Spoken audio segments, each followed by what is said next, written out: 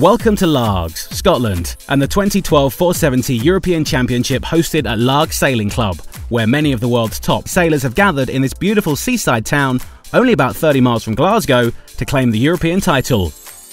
Here is where the Scottish and Norwegian armies clashed in the Battle of Largs about 800 years ago.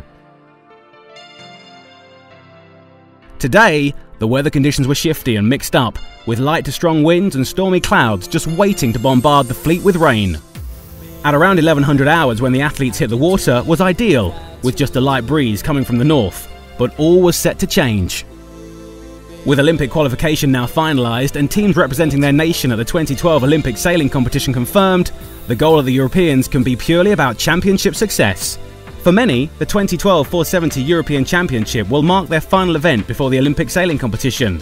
Teams from Russia, Germany, Austria, Greece, Switzerland, Turkey, and of course many British sailors too are competing. Overall, there are 13 nations taking part in the men's competition and 10 in the women's fleet. When the wind stabilised, the race committee gave the starting signal.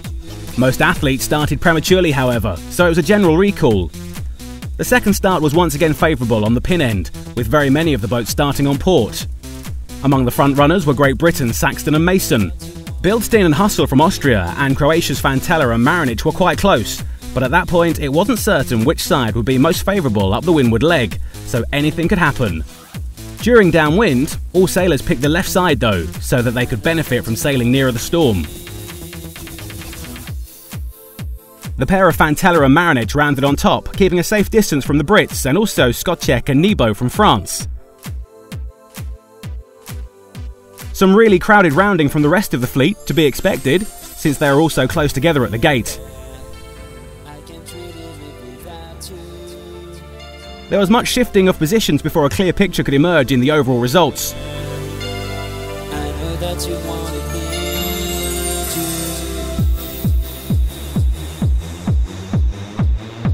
The end of the race found Croatia's athletes scoring a bullet with second and third place for the teams of Switzerland and Great Britain.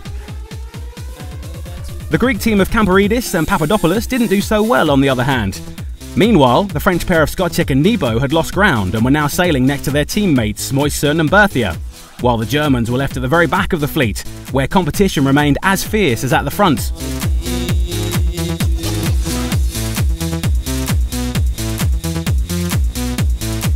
The women were less fortunate than the men. First there was a general recall, then a race did start, which was abandoned after a couple of minutes due to the wind shift. What a shame, especially for Croatia's Ninčević and Zupan, and the Swedish, who had great starts.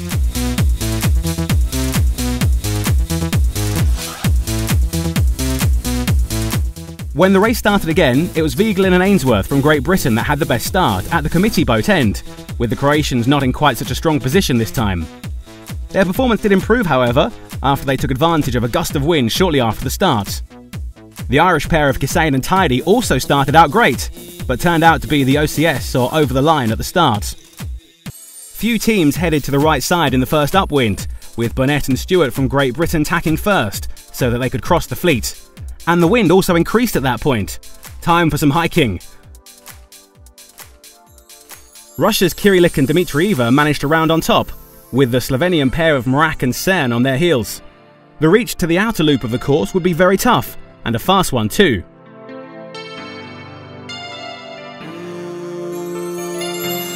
The Slovenians were doing great, and now France's Lemaitre and Retornaz and the duo of Kamata and Carrero were just behind Britain's Freeman and Tomset. But there was still a long way before the end of the race, and a heavy storm was also approaching.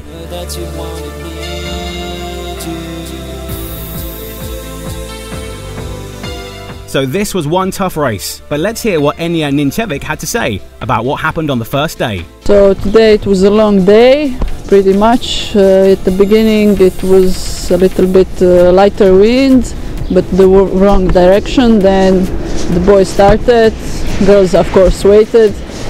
Then after that the girls started, but in the middle of the second upwind it was rain and a little bit stormy weather.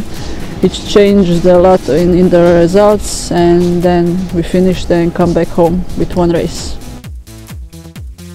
A quick look at the final results at the end of day one. In the men's fleet, after two races, the first and third spots are held by teams from Britain, Sparks and Kohler, and Saxton and Mason respectively.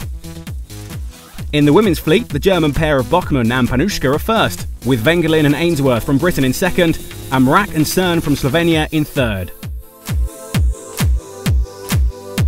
Stay tuned, the championship has only just begun. Join us again tomorrow.